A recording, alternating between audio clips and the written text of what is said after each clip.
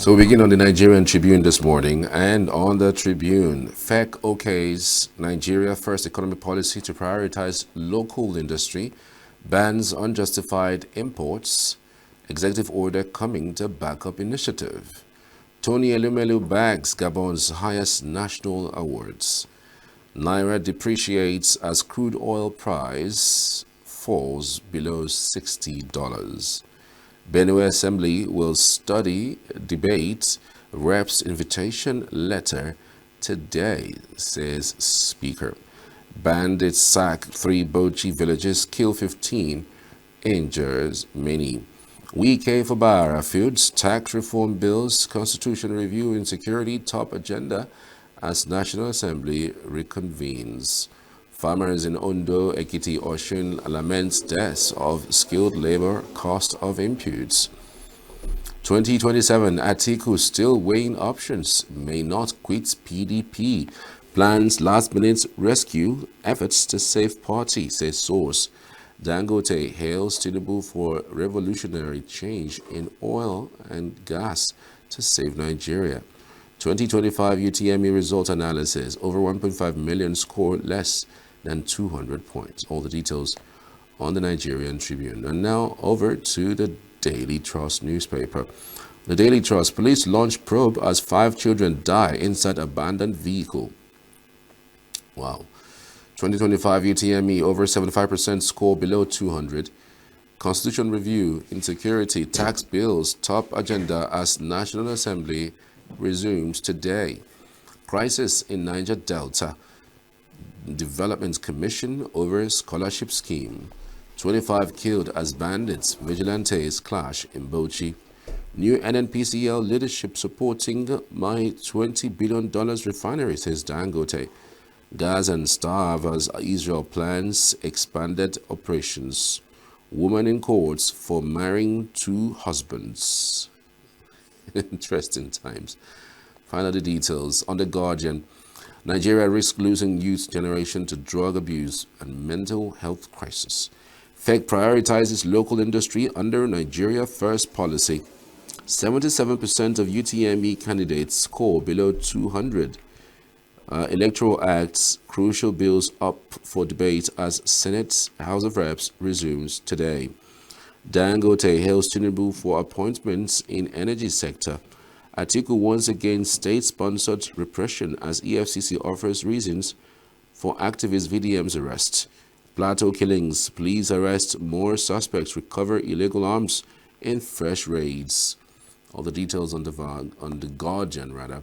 We're moving over now to the Punch newspaper. On the Punch, federal government approves 1.8 trillion naira road projects new contract. Student loan minister meets VCs as NANS blocks Lagos-Ibadan highway. Revenue collection inefficiencies cost power firms 965 billion naira. Major petrol diesel price costs expected over crude slump. Insecurity reps Benue governor clash as National Assembly resumes today. Lawmakers blame Aliyah for killings. State Assembly members meets over Rep's invitation. 8,000 terrorist bandits killed under Tinubu defense minister. Concerns as over 1.5 million UTME candidates score below 200. Makinde moves 5 commissioners in fresh cabinet shakeup. Okay, all the details you can find on the Punch newspaper. And now to the Vanguard. On the Vanguard this morning, North alone can't decide 2027 presidency, says Tanko Yakasai and ACF. Okwebolo leads the way in education reform, says 8. Dangote thanks Tinubu for revolutionary change in oil and gas sector. 2025 Under-20 AFCON, Chel hits Egypt to support Flying Eagles. Rivers setback for PDP governors as Delta pulls out of suit before Supreme Court. VDM to be released today, faces multiple charges in court Thursday. Okay, VDM to be released today faces multiple charges in court to Thursday. Federal government bans procurements, foreign goods produced locally. All right. That's an interesting development out of the dailies this morning. All right, that's it on the front pages. We're going straight to our reviewer live in the studio. We have Chris MADUKA. Good to have you, Chris. Good morning. Good morning, Charles. Good morning, everybody. Nigeria First policy looks like what Donald Trump did when he was doing his inauguration, America First. Do you think it's copying and not copying right? Well, copying, whether it's right or wrong, we are yet to see. The copying, if you think it's copying, just started today. But it's also good to copy when you see something to copy. The idea is a copy with a being intentional in copy, because Nigeria would have copied. So many countries have talked about their country first the last 60 years. So if it's today that we remember that we need to stop importing toothpicks, handkerchiefs and biscuits, that we stop importing noodles, then we have started. Because my father told me, you cannot become a rich man, then you make money and throw it away. God has blessed Nigeria massively with a large deposit of oil under our soil, crude oil under our soil. But sometime in the past, a Nigerian leader told the world that our problem is how to spend this money. And it's like the world came and helped us spend, or out of our foolishness, we spent without a due cost to the future. So we chopped our yesterday. But now we are facing the dance. Now is a Osita Atademma on the Babu. If now we have a policy that thinks about Nigeria first, then you support local industries. And then the high level of unemployment in Nigeria, with the high massive youth unemployment, it will begin to reduce. Because look at it, Charles. We have new over 13 in private universities just licensed last week or two. Before now, we have over, I don't know the count, but I'm sure it's over 150 universities in Nigeria, whether private or public. And none of them is turning none is turning less than 10,000 students, graduates, or let's say 5,000 every single year. That is when they are in session. But even at that, we've turned this out. We are not talking about polytechnics, colleges of education. Some small institutes that have just emerged that are awarding diplomas and all, whether they are registered or not. But we are turning out graduates into a market that is not absorbing no single one.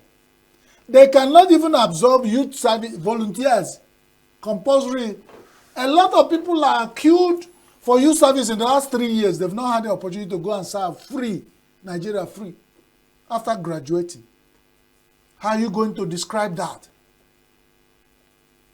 So when in another headline here, we find Nigeria losing their youth to drug, you plan to fail. You have kept these young people in their energy, prime energy, to be used as thugs. It's going to backfire. And whatever we see, look at how cheap, look at the massiveness of how the bandits, how the terrorists are recruiting Nigerian youths. That is. So it's good decision. The presidency have woken up to say, we'll think about Nigeria first. I only say, it cannot always be bad. It's good decision, but we could have done that far much longer before now. So good kudos to the presidency when they take good decision. But these are the implications. They have to begin to take such decisions because we are sitting on keg of gunpowder. But again, we're not a country that doesn't have depth of policies and programs that looks good on paper. It has always been implementation. I mean, how are we sure that, just saying this, we can actually do it? The president just came back from France, where he went to do medical checkup. So if you are saying prioritize local content, I mean, we have a hospital in the presidential villa that is official for him, and he hasn't for one day patronized that hospital. That is local content. We are looking at all the problems together.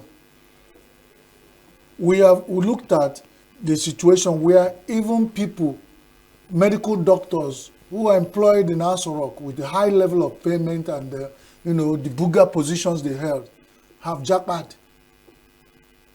Is that bad?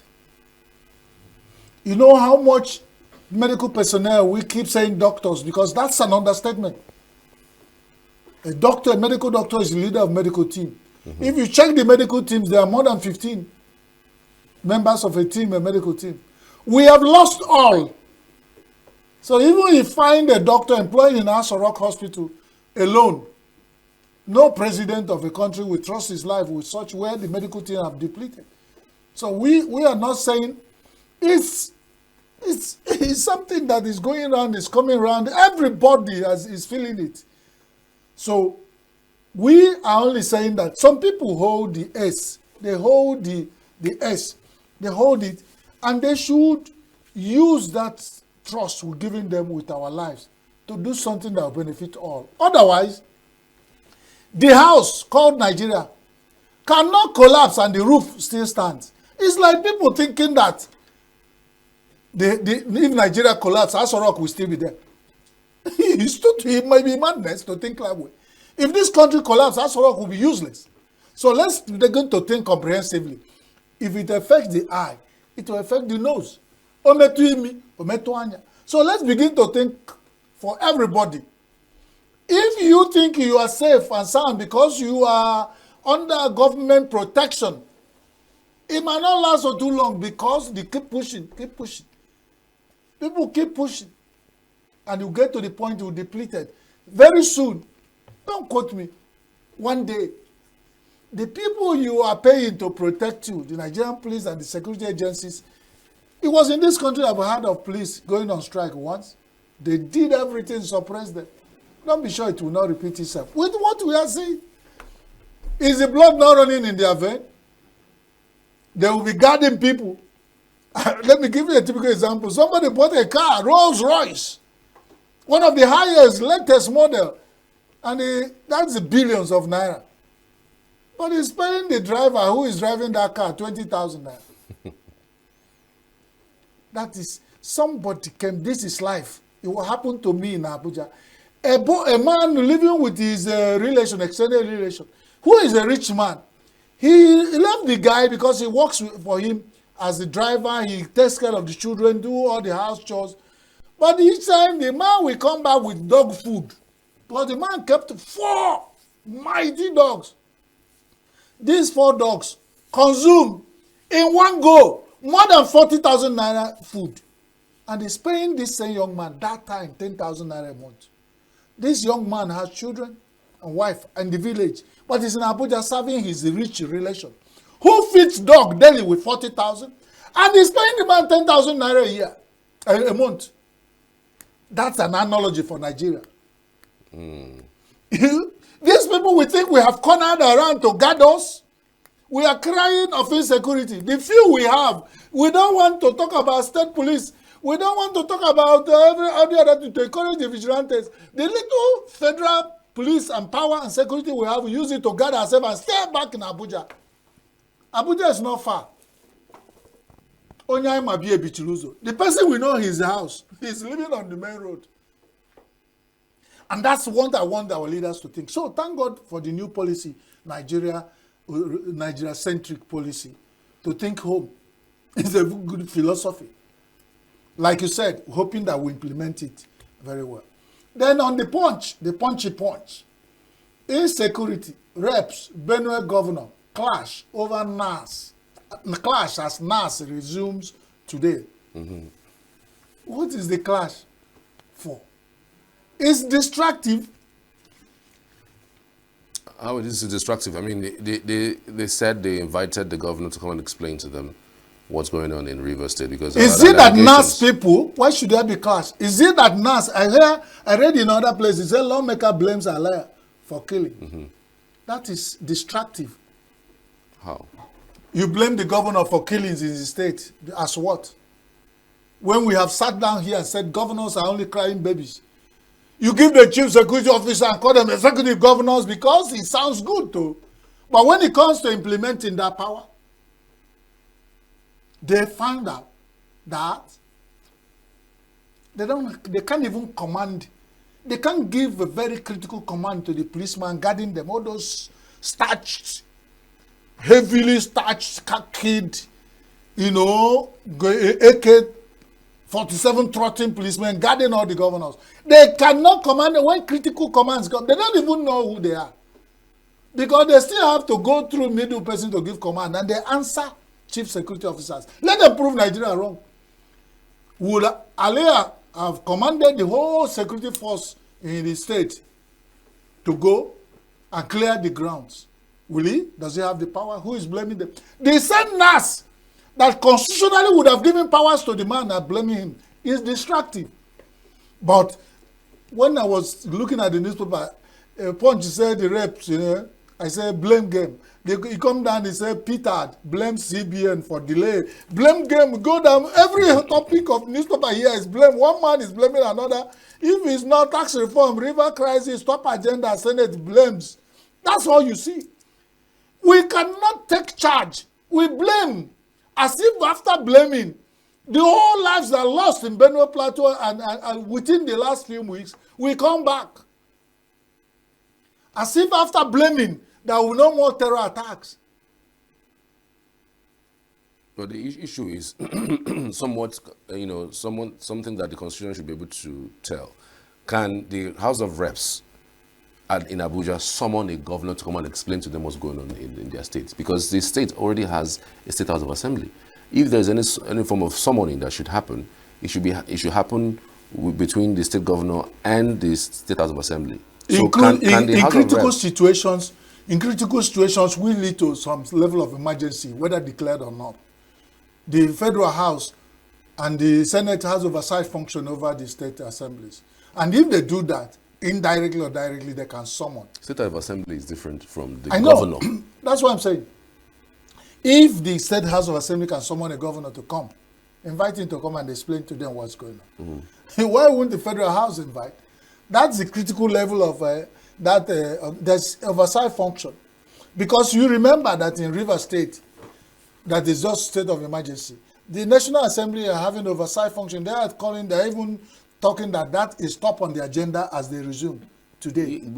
For Rivers State is different. The reason why I say it's different is because we have a state of emergency there. There's no state of emergency in Benue. When you're saying declared, I say, what of the one state of emergency not declared? What happened in Benue and I was sometime in the where the people are rumoring that might be state of emergency declared. But you find out that the security there is a state of emergency. For that number of people to die in less than over, and it's not that it has come down. There were still attacks recently where about 5 or 12 people died still within the region. And you think the National Assembly cannot say, come. It's not, well, let's not look at the ego situation. He can come there and say, come, let's even know what's going on. But if you are inviting him to come and explain what's going on, really, for them to really understand how critical it is, it's not, let's not look at it as if it is someone. Because left alone, he has not done anything anyway. So why worry about whether he's invited someone or even ordered? Why can't they visit him? Well, it's cheaper for the governor to visit than with the House of. You know what it comes with. You know how this thing, the sleaze and what goes with it, the red tape. You know the oversight function committees, the visiting state. You know how few of them. Not to talk about. Are you saying the National Assembly will close down and visit? It's easier for one single individual to visit because the man visits Abuja anyway weekly for executive council meeting. So what is the difference of stopping over and saying, gentlemen, let's parley, let's talk over this. Let's look it's rare. It's rare, really. I mean, we haven't seen the House of Reps call a governor to come and explain what's happening in their state. If it start today, if it's for good, if it's going to stop, remember that most of the people who are members of the Federal House are also from the states. So they are concerned. And if they think it's not good to invite their governor, they should have raised the alarm. So if they jointly agree that the governor should come for explanation, that means this is an undeclared state of emergency. There was even still this debate that happened under Buhari when the National Assembly was looking to invite him to come and explain. And there was this debate about whether they have the powers to summon the president to come and give account of what's going on in the country. Why do presidents go to present budgets? He could have invited the Senate and National Assembly to Aso Rock and over a cup of tea and said, this is, pick my budget and go and sort about it. The Constitution is very clear about it as check and balances. It does nobody interpret it as that none of the arms of government is in all that entirely different. They are linked and they have checkmate structures against it. So when you are invited, it's not like you are taking your powers. It takes two to tango. When your wife says, oh, child, sit down, let's talk about how we're going to feed the children today. It's not summoning you. You can maintain your ego and walk away. And the children will go hungry just because you think your wife summoned you. But if you think your wife invited you for a meeting, then it becomes different. You can sit down. So look at it different. Charles, shut up, can be stubborn. But Charles, can you lower your voice?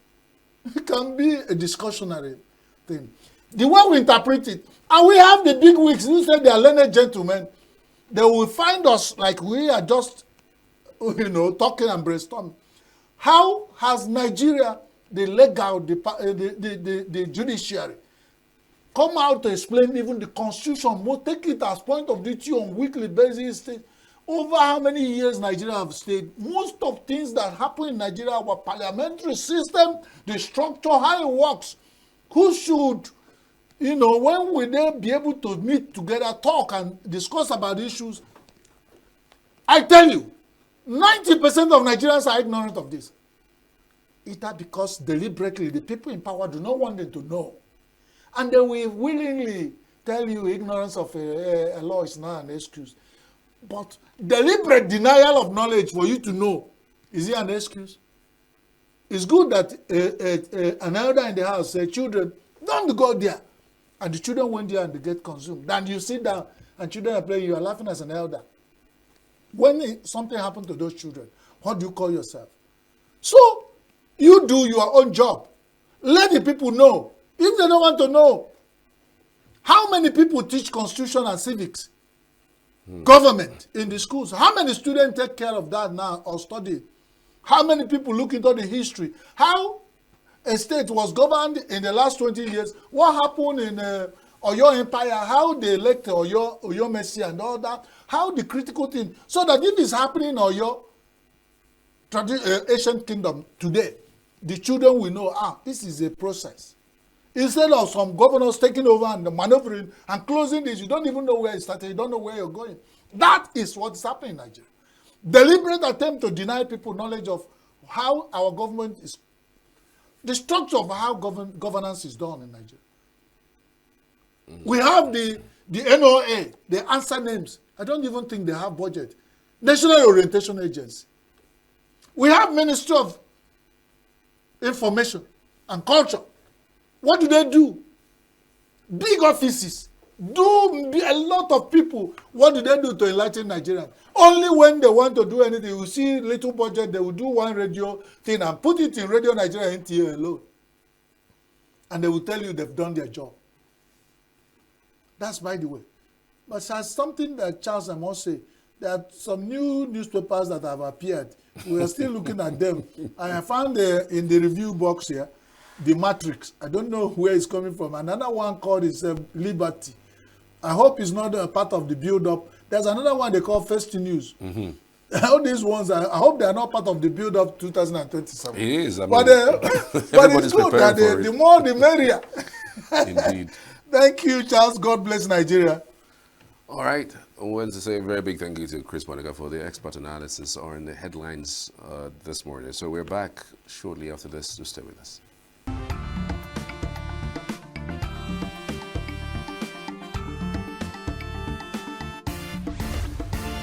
Signature TV, news in your pocket.